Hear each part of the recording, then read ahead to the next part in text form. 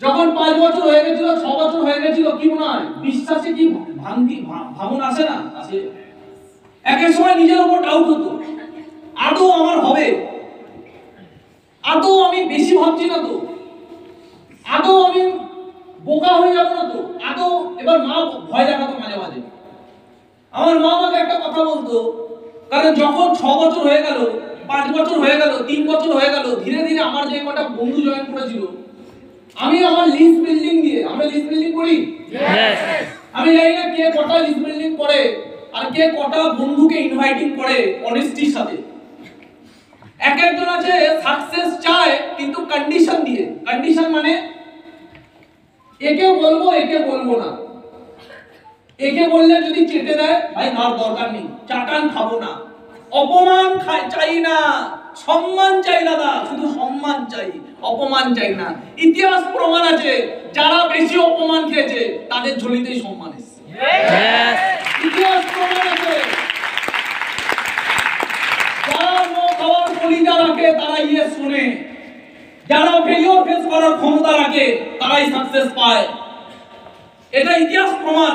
পৃথিবীর বুকে যে কোনো ফিল্ডে যারাই কিছু করেছে তাদের সাথে এটা প্রমাণিত। যারা প্রবলেম বেশি ফেস করেছে তারাই মহানায়ক হয়েছে, ইতিহাস প্রমাণ। কিছু মানুষ আছে দাদা, আমরা ওই টপ লেভেলটা চাই কিন্তু অপমান চাই না।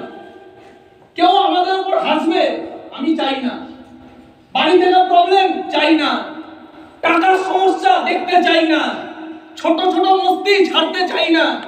দাদা আমরা গরিবের মেন্টালিটির সবকিছু চাই, আবার টপ জায়গায় যাওয়ার লাইফটাও চাই, দুটো একসাথে পাওয়া যায়।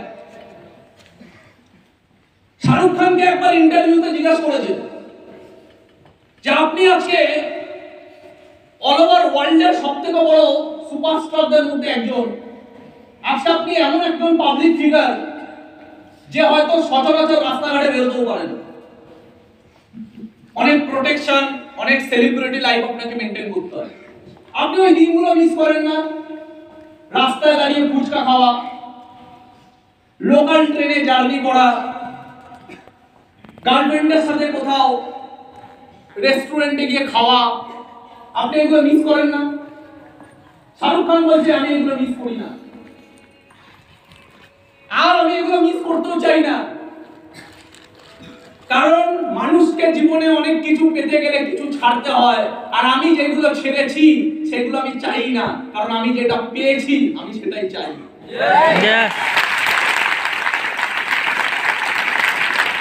আমার রেস্টুরেন্টে গিয়ে পিৎজা খাওয়ার কোনো শখ নেই, আমি ওটা মিস করি না। আমার একটা অর্ডারে ডিফারেন্ট ধরনের পিৎজা আমার বাড়িতে চলে আসবে। আমি রেস্টুরেন্টে গিয়ে খাবার মিস করি না, আমার একটা অর্ডারে ডিফারেন্ট ধরনের খাবার আমার বাড়িতে চলে আসবে। আমাকে যেখানে জার্নি করতে হয়, আমি আমার গার্লফ্রেন্ডের সাথে বাইকের সাথে কোথাও রাস্তায় হাতে ধরে হাত ধরে হাঁটা আমি মিস করি না। আমি হেলিকপ্টারে ট্যুর করি, আমি সেটাই চাই। আমি ওই ছোট ছোট পিছনে চলে আসতে, আমি আজকের দিনে দাঁড়িয়ে দুনিয়ার সবথেকে বড় লাক্সারি কারে ঘুরি, আমি ওই ট্রেনের জার্নি মিস করি না। জীবনে গরিব ভাবে থাকা মেন্টালিটি যতদিন না ছাড়তে পারবো ততদিন পর্যন্ত বাই প্রোডাক্ট টপ জায়গাগুলো পাবো না। 12 বছরের বিকাশ ঘোষ জিন্দেগিতে কোনোদিন দুর্গাপুজোয় কথায় বলে বাঙালির সবথেকে মহান উৎসব দুর্গোৎসব। বাঙালির সবথেকে বড় পূজা, মজার আনন্দের মুহূর্ত হলো দুর্গাপূজা। এক একজন তো ফেসবুকে পোস্ট করে দুর্গাপূজার দশমীর দিন পোস্ট করছে, আর অপেক্ষার মাত্র 364 দিন। মানে পরের বছর এখন থেকে কি ভিশন। আমি জীবনে ওই মানুষগুলোকে দেখিনি কোনোদিন টার্গেট সেট করতে যে এই বছর 3টা হলো না, পরের বছর 3টা পাবো, আর অপেক্ষার মাত্র 365 দিন।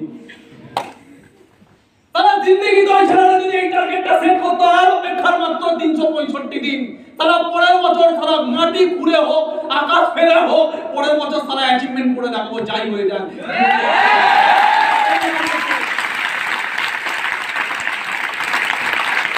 পুরো টার্গেট সেট করছে আর অপেক্ষার মাত্র 365 দিন। আমি আমার এই 12 বছরের জিন্দেগিতে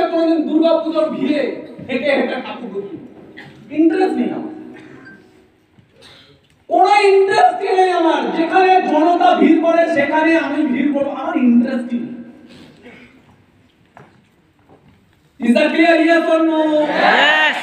দুনিয়া যেখানে মজা নেয় সেখানে তুমিও মজা পাও, তাহলে তুমি দুনিয়ার মতো ভিড়ে থেকে যাবে।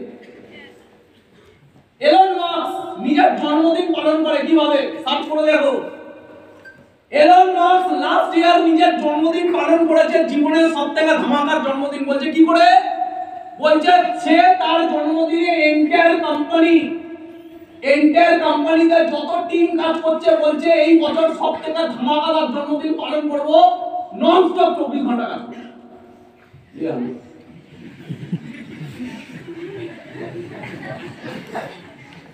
মানুষ বলে জন্মদিনে স্পেশাল কি হবে, আর ওই লোকটা দুনিয়ার নাম্বার 1 রিচেস্ট পিপল কেন? আশা করি অ্যানসার দেওয়ার দরকার নেই। কেন লোকটা ইন্ডিয়ার দুনিয়াতে 900 কোটির মধ্যে একজন, 900 কোটিতে একজন? কারণ লোকটা নিজের জন্মদিন পালন করছে স্পেশাল। কি করে? সারা রোজ দিন 16 ঘন্টা কাজ করি, আজকে সারা 24 ঘন্টা কাজ করবো না, একা করবো না, পুরো কোম্পানি মিলে করবো। এর জন্য নাম্বার 1। নরমাল আদমি কি করবে জন্মদিনে? নরমাল আদমি কি করবে জন্মদিনে? সারাদিন ওয়েট করে বসে আছে, কি কেক কাটবো, কেক খেতে পয়দা হয়েছে। বলে বললাম হ্যাঁ কি না?